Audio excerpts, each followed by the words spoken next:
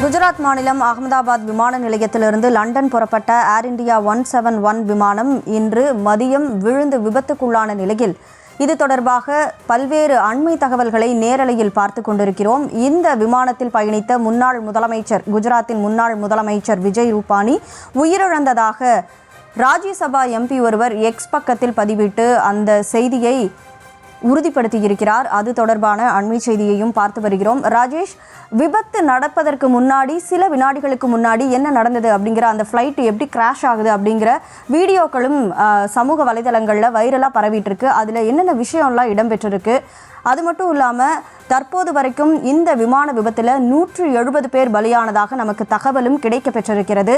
தற்போது அந்த ஏர்போர்ட்டோட situation under கண்ட்ரோலில் இருக்கா? எந்த மாதிரியான சிச்சுவேஷன் அங்கே இருக்குது? அகமதாபாத் விமான நிலையத்தை பொறுத்தவரையிலே பல உறவினர்கள் முற்றுகையிடுவதற்காக வந்திருக்கிறார்கள். அவர்கள் தங்களது உறவினர்களை தேடி வந்திருப்பதாக சொல்கின்றார்கள். எனவே அந்த விமானம் முழுமையாக பொதுமக்கள் உள்ளிட்ட யாரும் வெளியில் செல்வதற்கு, அதாவது விமான நிலையத்திற்கு உள்ளே செல்வதற்கு அனுமதி மறுக்கப்பட்டிருக்கின்றது. எனவே அந்த விமானம் முழுமையாக பாதுகாப்புத்துறையினருடைய கட்டுப்பாட்டின் கீழ் கொண்டு வரப்பட்டிருக்கின்றது. அந்த விமானத்திற்குள்ளே மற்றவர்கள் யாரும், அதிகாரிகள், பாதுகாப்பு படையினரை தவிர்த்து மற்றவர்கள் யாரும் உள்ளே செல்வதற்கான அனுமதி இல்லை என்று தெரிவிக்கப்பட்டிருக்கின்றது. இந்த விமான விபத்தை நேரில் பார்த்தவர்கள் பலரும் அதிர்ச்சியிலே உறைந்து போயிருக்கின்றார்கள். விமானம் சில நிமிடங்களாக மேலே இருந்து கீழே இறங்கி வருவது போல தொடர்ந்து அதிக சப்தமாக தங்களுக்கு கேட்டதாகவும், தொடர்ந்து அதிக சப்தம் கேட்ட காரணத்தினால் வீட்டிற்குள் இருந்தவர்களும் கடைகளில் இருந்தவர்களும் வெளியிலே ஓடி வந்து பார்த்தபோது விமானம் தங்களுடைய குடியிருப்புகளை நோக்கி, அவர்களது வீடுகளை நோக்கி வருவது போல ஒரு தோற்றம் இருந்ததாகவும், ஏன் விமானம் மேலே பறந்து செல்லாமல் கீழ் நோக்கி வருகின்றது, குறிப்பாக அதனுடைய ரன்வே தூரத்தில் இருக்கின்றது, இதற்காக குடியிருப்பு பகுதியை நோக்கி வருகின்றது, இதே வேகத்தில் கீழிறங்கினால் நிச்சயமாக நமது குடியிருப்பு பகுதியின் மீது, வீடுகளின் மீது தானே மோதுவதற்கான வாய்ப்பு இருக்கிறது என்று அவர்கள் நினைத்ததாகவும், அவர்கள் நினைத்து கொண்டிருந்த சில வினாடிகளிலேயே அந்த விமானம் கீழே வந்து மோதி அந்த விபத்து நடந்ததாகவும் குறிப்பிடுகிறார்கள்.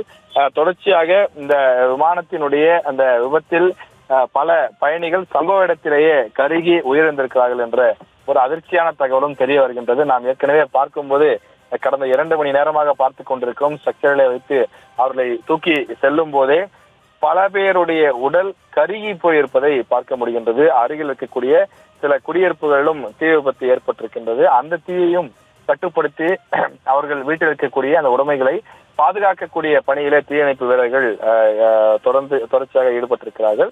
அந்த விமானம் சென்று மோதிய இடம் அந்த பயிற்சி மருத்துவர்கள் தங்கக்கூடிய விடுதி என்று சொல்லப்படுகின்றது. எனவே அவர்கள் உணவு இடைவேளைக்காக 1:30 மணி அளவில் வந்திருந்த போது அவர்கள் தங்கியிருந்ததாகவும், எனவே 20 பயிற்சி மருத்துவர்களுக்கும் தீக்காயங்கள் ஏற்பட்டிருப்பதாகவும், அவர்களையும் அருகில் இருக்கக்கூடிய மருத்துவமனைக்கு அழைத்து சென்று தொடர்ந்து அவர்களுக்கான முதலுதவி சிகிச்சை போன்றவை எல்லாம் வழங்கப்பட்டு வருவதாகவும் தெரிவிக்கப்பட்டிருக்கிறது.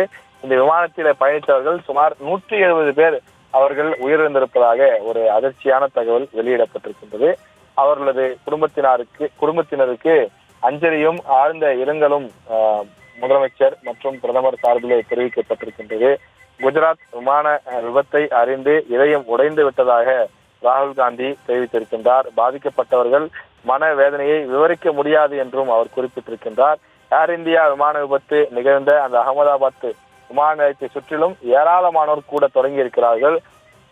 கிட்டத்தட்ட அந்த பகுதி ஒரு 144 போடப்பட்ட பகுதி போல தற்போது மாற்றப்பட்டிருக்கிறது. அந்த பகுதிக்குள்ளே அதிகாரிகள், அமைச்சர்கள் தவிர்த்து வேறு யாரும் உள்ளே செல்வதற்கு அனுமதி கிடையாது என தெரிவிக்கப்பட்டிருக்கிறது. இந்த போயிங் விமானத்தை அடுத்து பல்வேறு நாடுகளுக்கு செல்வதற்காக இருந்த விமானங்களும் தற்போது தற்காலிகமாக நிறுத்தி வைக்கப்பட்டிருக்கிறது. அந்த விமானங்கள் தாமதமாக புறப்படும் என்று அறிவிப்பு வெளியிடப்பட்டிருக்கின்றது. அது மட்டும் இல்லாமல் இந்த விமான நிலையத்தை நோக்கி வந்த பயணிகளும் உள்ளே செல்வதற்கு அனுமதிக்கப்படவில்லை. அவர்களுக்கு பிறகு நேரம் ஒதுக்கப்படும், அதன் பிறகு அவர்கள் உள்ளே வந்தா போதும். இப்போதைக்கு அவர்களுக்கு உள்ளே செல்வதற்கு அனுமதி இல்லை என்பதுதான் வெளியில் அதிகாரிகள் சொல்லக்கூடிய விஷயமாக இருக்கின்றது. இந்த விபத்தை பொறுத்தவரையிலே நேரில் பார்த்தவர்களுடைய பேட்டியை பார்க்கும்போது இந்த விபத்து எவ்வளவு பெரிய ஒரு கோர விபத்தாக இருந்தது என்பதை பார்க்க முடிகின்றது. அந்த விபத்து நடந்த போது எந்த அளவுக்கு சப்தம் இருந்தது, அது மட்டும் இல்லாமல் அந்த இடத்தில் எப்படி நெருப்பு தீப்பிழம்புகள் சிதறி அடித்தது, அந்த விமானத்தினுடைய உதிரி பாகங்கள் எந்த அளவுக்கு பறந்து சென்று அருகில் இருக்கக்கூடிய குடியிருப்பு பகுதிகளின் மீதும் பக்கவாட்டு சுவர்களின் மீதும் வீசி அடித்தது என்பது குறித்தெல்லாம் நேரில் பார்த்தவர்கள் சொல்கின்றார்கள். அந்த விமானத்தில் சென்றவர்களுக்கு மட்டுமில்லாமல் விமானம் சென்று மோதிய இடத்திலும் பெரும் பாதிப்புகள் ஏற்பட்டிருக்கின்றது. எனவே இந்த நாள் என்பது அந்த பயணிகளுக்கு மட்டுமில்லாமல் அந்த குடியிருப்பு வாசிகளுக்கும் ஒரு மோசமான நாளாக அமைந்திருக்கின்றது. விமானத்தில் பயணித்த 170 பேர் உயிரிழந்திருக்கிறார்கள் என்ற அதிர்ச்சியான தகவல் வெளியாகி இருக்கிறது.